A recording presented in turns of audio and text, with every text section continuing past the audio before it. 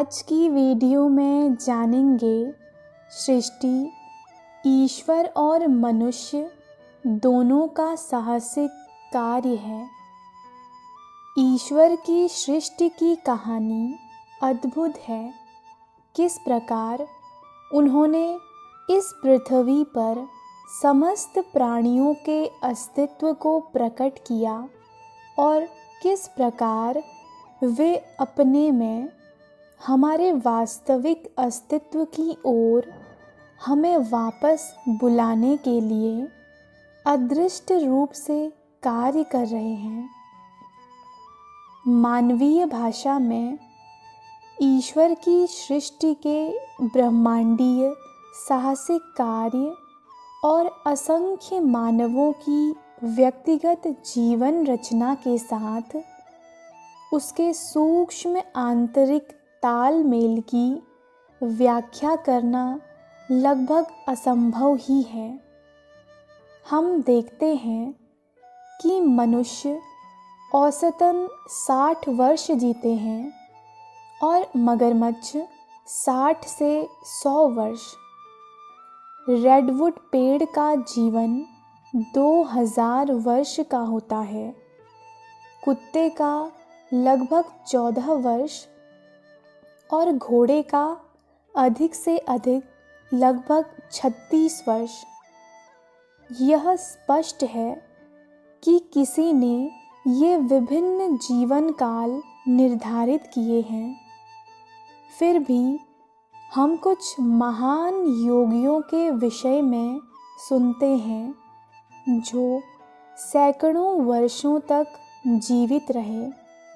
मैं निश्चित रूप से जानता हूँ कि महाअवतार बाबा जी ने शताब्दियों तक जीवन बिताया और अभी भी अपने शरीर में पूर्ण युवावस्था में हैं। कहा जाता है कि त्रैलंग स्वामी 300 वर्षों से अधिक जीवित रहे। सत्य कल्पना से अधिक मोहित करने वाला होता है। यह कल्पना करना संभव है कि अनुकूल परिस्थितियों में जीवनप्रद सत्व को व्यर्थ न किया जाए और उचित आहार एवं विचार हों तो मानव शरीर अनिश्चित काल तक जीवित रह सकता है। परंतु शरीर पर भयानक दबाव होते हैं। जब एक चूहा पिंजरे में पकड़ा जाता है तो उसके हृदय की गति साधारण अवस्था की अपेक्षा कई गुना तेज हो जाती है और जब आप अपने बकाया बिलों का भुगतान नहीं कर पाते तो आपका हृदय भी वैसे ही धड़कता है। इस प्रकार चिंताएं अपना कर वसूल लेती हैं और अन्य प्रकार के तनाव भी होते हैं। मुझे पता चला कि शिकागो के पुलिस अध्यक्ष ने उपकरणों के द्वारा इस संभावना को सिद्ध किया है कि यदि शहरों से शोर हटा दिया जाए तो वहाँ के निवासी 10 वर्ष अधिक जी सकेंगे। फिर भी हम एक अद्भुत संसार में रहते हैं।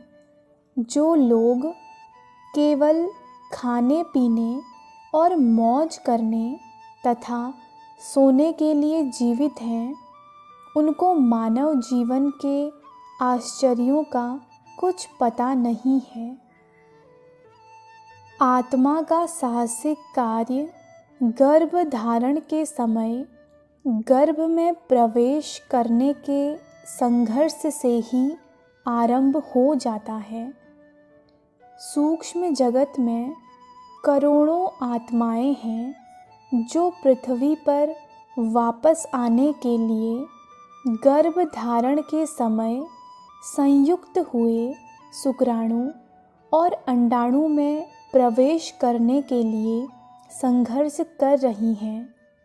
संत या पापी, जब तक आपने अंतिम मोक्ष प्राप्त नहीं कर लिया है तब तक पृथ्वी पर दोबारा आने की प्रबल इच्छा रहती है। गर्भधारण के समय पर आकाश में एक प्रकाश की कौंध होती है और जैसे ही शुक्राणु और अंडाणु कोशिकाएं मिलती हैं, एक आत्मा प्रवेश कर जाती है। आपको गर्भ में जाने के लिए संघर्ष करना पड़ा था।